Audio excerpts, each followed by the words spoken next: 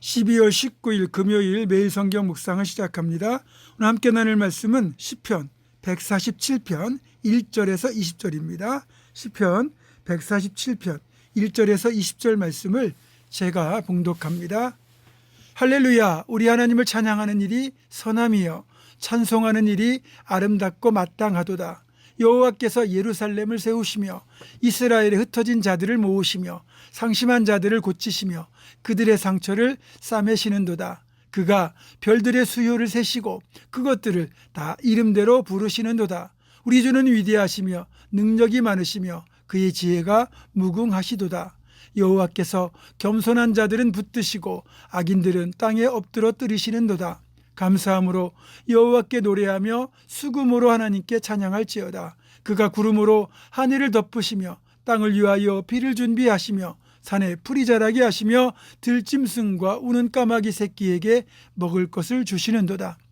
여호와는 말의 힘이 세다 하여 기뻐하지 아니하시며 사람의 다리가 억세다 하여 기뻐하지 아니하시고 여호와는 자기를 경외하는 자들과 그의 인자하심을 바라는 자들을 기뻐하시는도다. 예루살렘아, 여호와를 찬송할지어다. 시온아, 네 하나님을 찬양할지어다. 그가 네 문빗장을 견고히 하시고 내 가운데에 있는 너의 자녀들에게 복을 주셨으며 내 경내를 평안하게 하시고 아름다운 밀로 너를 배불리시며 그의 명령을 땅에 보내시니 그의 말씀이 속히 달리는도다. 눈을 양털같이 내리시며 서리를 재같이 흩으시며 우박을 떡 부스러기 같이 뿌리시나니 누가 능히 그의 추위를 감당하리요. 그의 말씀을 보내사 그것들을 녹이시고 바람을 불게 하신즉 물이 흐르는도다.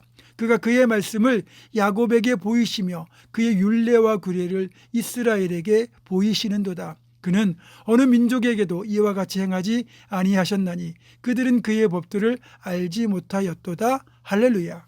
아멘. 오늘 시편은 하나님을 찬양하는 일이 선하다고 말씀하고 있습니다. 여러분, 선하다고 할 때 어떤 기준으로 선함과 그렇지 않음을 판단해야 할까요?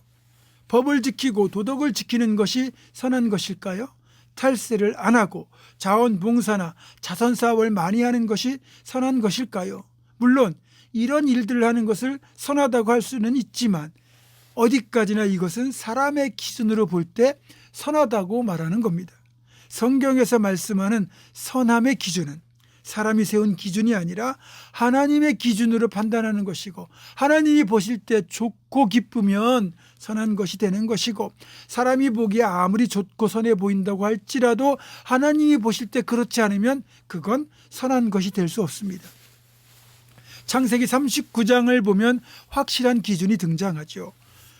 이집트에 종으로 팔려가서 보디발의 집에서 종으로 살아가던 청년 요셉에게 보디발의 아내가 잠자리를 같이 할 것을 자꾸만 요구하였고 결정적으로 집에 단 두 사람만 남게 되었을 때 꼼짝없이 요셉이 보디발의 아내의 계략에 걸려들었지만 요셉은 겉옷이 벗겨지고 결국 누명을 쓰게 되는 것을 감수하고 그 자리를 피하였습니다.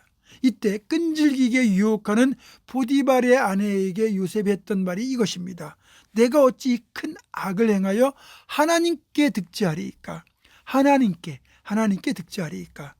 사실 당시의 관습에 따르면 요셉이 보디발의 아내와 잠자리하는 것 그리 문제될 게 없었습니다. 다들 그렇게 살았으니까요. 그러니까 당시 문화에서 보디발의 아내와 잠자리하는 것이 별 문제없는 것이라고 할지라도 요셉은 그 기준을 하나님께 두고 있었기 때문에 더 고상하고도 분명한 삶의 원칙을 지켜갈 수 있었던 겁니다. 결국 죄의 판단 기준도 하나님께 있고 선악의 판단 기준도 하나님께 있음을 우리는 잊어서는 안 됩니다. 그래서 여러분이 어떤 선택을 할 때 어느 쪽을 선택하는 것이 옳을까 고민이 될 때 여러분의 관점 기준이 아니라 하나님 보시기에 하나님이 어떤 것을 더 기뻐하실 것인지를 고민한다면 의외로 해답을 쉽게 찾을 수 있을 겁니다.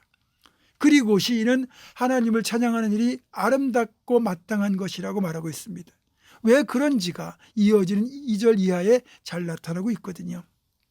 하나님은 예루살렘을 세우시는 분이고 흩어진 자들을 모으시는 분이고 상심한 자들을 고치시고 그들의 상처를 싸매주시는 분이기 때문입니다. 한마디로 말해서 저 멀리 하늘에 계신 나와는 별 상관없는 그런 존재가 아니라 우리 삶 속에 깊이 들어오셔서 우리와 함께 하시고 우리를 위하여 선한 일을 행하시는 분이라는 말입니다.